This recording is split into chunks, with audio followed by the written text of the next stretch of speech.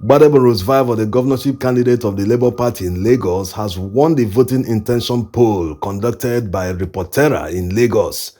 He beat Sanwo-Olu by a wide margin, 68% to 29%. Reportera correctly predicted that Labour Party will win Lagos in the last presidential elections. The sample size of this poll is 4,000 people. You can see the spread in the 3 senatorial zones in Lagos. Elections can humble politicians. They saw what Labour Party did, how they won with a landslide in Lagos. Although the results that were declared by INEC isn't the correct one, we hope that the court will overturn all this malpractice. Nevertheless, Lagosians are already enjoying some sort of good governance. Imagine Sanwo-Olu telling Lagosians to come and pick their impounded cars completely free of charge. These were cars that were normally auctioned without the option of fine. 300.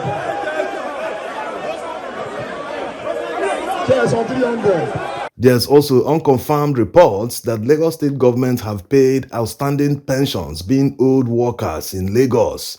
This is people power in action. You can make the government to care more for you by coming out en masse to vote on 11th of March 2023.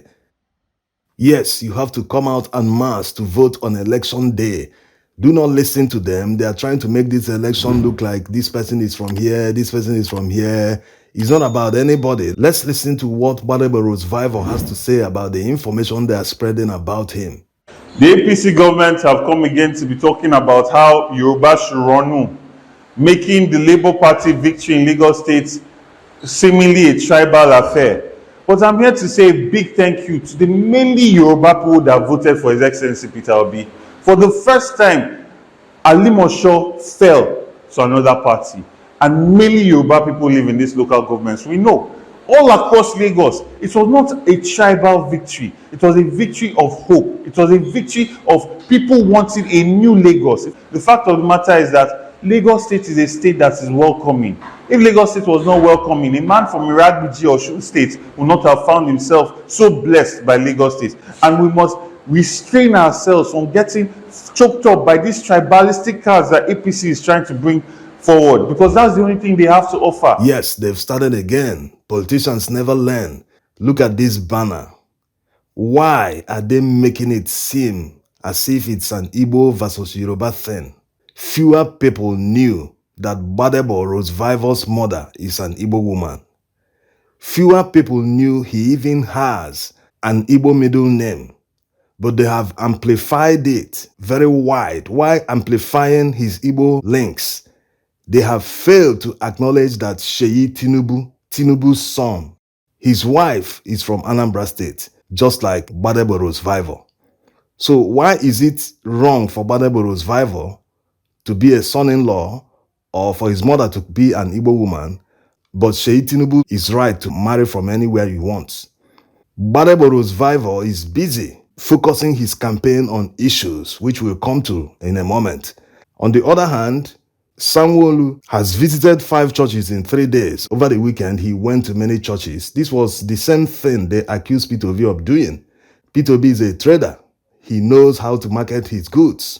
Political campaigns is all about marketing yourself to the people. The better you are at marketing yourself, not just eloquence or charisma, the better you are at getting the votes of the people, the more people will vote for you. So Sanwo-Olu have now realized that he has to market himself to the people after running away from debates a few months ago. Maybe he thought that he has a godfather in Tinubu, that he must win the election, that people must vote for him. But after seeing how Tinubu lost Lagos woefully, Sanwo-Olu now realizes that the power lies with the people. That's why he's busy writing letters, visiting churches. Yes, he has become a letter writer. He wrote to Etiosa residents.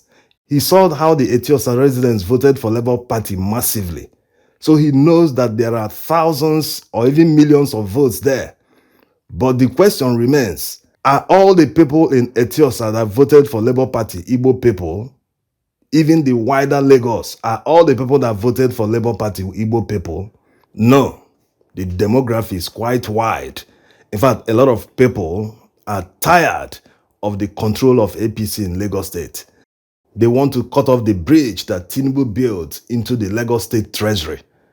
That's why Gbadebo Rhodes-Vivour have said that the 10% that is paid to Alpha Beta for collection of taxes in Lagos, he will use that 10% to empower 1 million Lagosians. People should be allowed to vote their mind without any intimidation.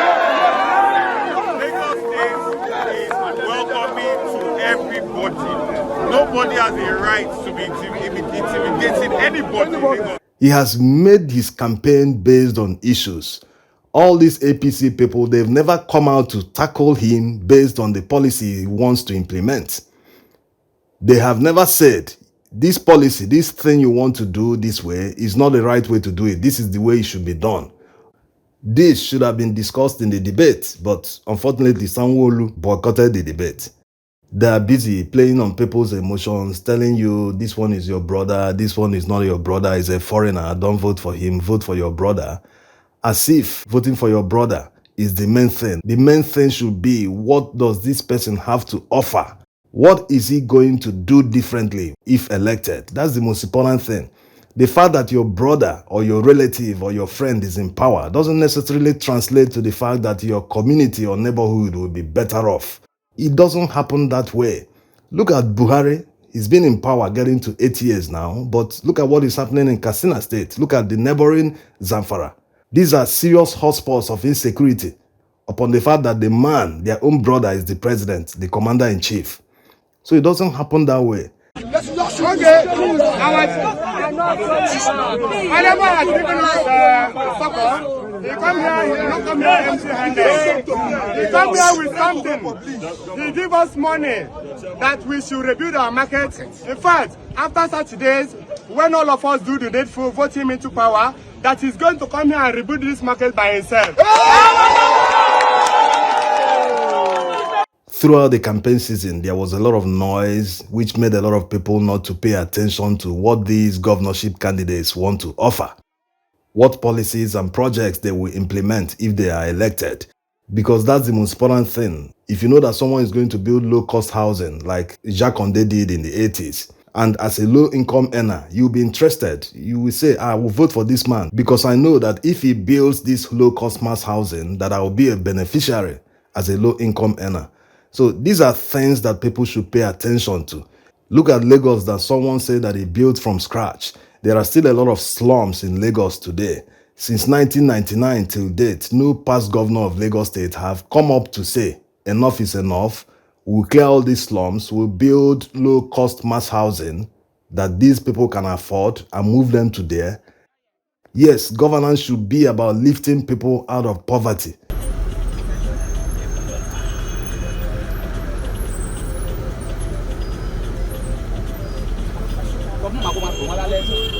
Let's get back to the BRT lane that Gbadebo Rhodes-Vivour said he will free up if he is elected governor of Lagos State. Take for instance that you are in Ojota, you want to get to the other parts of mainland, maybe up to Yaba. The only mode of transport that is available to you is road transport. So imagine thousands of people hitting the road the same time during rush hour.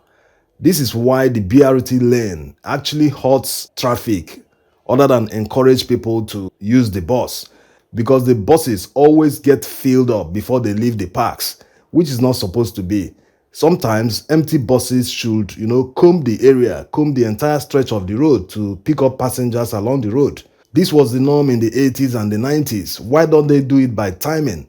At any given time and at any given route, a bus must leave the park. Even if there are just 3 passengers at the park at the time, the bus should leave with them and now pick up the passengers along the way till it gets to the destination. That's how it's supposed to work. During rush hour, you will see thousands stranded at the bus stops. No bus to pick them up. All the BRT buses are filled up. Surprisingly, at their major parks, you will still see some empty BRT buses waiting to fill up before leaving.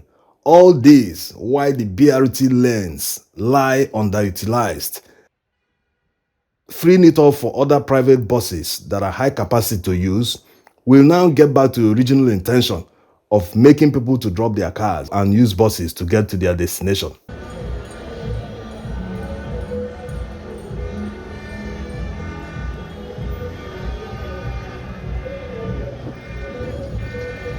So do not let a politician deceive you and tell you that this person is this person is that, vote for your brother, vote for this and that.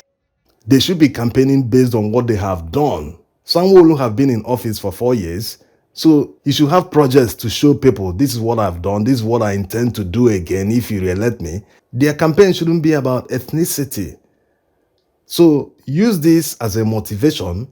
Make sure you come out in even more numbers, more than the presidential election.